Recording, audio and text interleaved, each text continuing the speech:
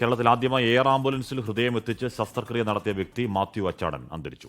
തൃശൂർ ചാലക്കുടി പരിയാരം സ്വദേശിയാണ്. ശ്രീ ശിവമാന വാർത്തയോട് വിവരങ്ങൾ ചെയ്തു. ശ്രീത്ത് ചരിത്രത്തിന്റെ ഭാഗമായ മനുഷ്യനാണ്, 10 വർഷം ആരോഗ്യവാനായി ജീവിച്ച മനുഷ്യനാണ്. അപ്പോൾ എന്താണ് ഇതിലുണ്ടായത്? ചികിത്സയിലായിരുന്നോ ശ്രീ മാത്യു അച്ചാടൻ? ശ്രീത്ത് അവസാനം ചികിത്സയിൽ തന്നെയായിരുന്നു എന്നാണ് മനസ്സിലാക്കുന്നത്. 2015 എയർ ആംബുലൻസ് സംവിധാനം വഴി അദ്ദേഹത്തിന്റെ ഹൃദയമാറ്റ ശസ്ത്രക്രിയ കൊച്ചിയിൽ നടക്കുന്നത്. ജെൽസ് ചാക്കോ പെരിയപുരത്തിന്റെ ഒരു നേതൃത്വത്തിലായിരുന്നു. അദ്ദേഹത്തിന്റെ ഒരു ദൃഢനിശ്ചയത്തിന്റെ ഭാഗമായിരുന്നു ഈ ഒരു ശസ്ത്രക്രിയ നടക്കുന്നത്. എന്തായാലും ഈ കഴിഞ്ഞ ഏതാണ്ട് 10 വർഷത്തോളം തുന്നിപ്പിടിപ്പിച്ച ഹൃദയവുമായി അദ്ദേഹം നമുക്കിടയിൽ തന്നെ ജീവിച്ചു.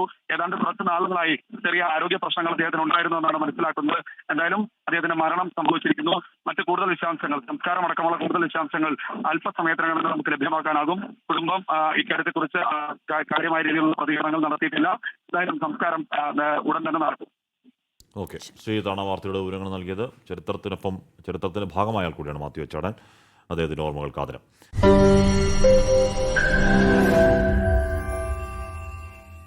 ലോകത്തെവിടെയായാലും ഏത് സമയത്തും 24 വാർത്തകളും ഓഗ്മെന്റഡ് റിയാലിറ്റി പാക്കേജുകളും എക്സ്പ്ലെയിനറുകളും വിശദമായി കാണാൻ ഞങ്ങളുടെ യൂട്യൂബ് ചാനൽ നിങ്ങൾക്ക് സബ്സ്ക്രൈബ് ചെയ്യാം.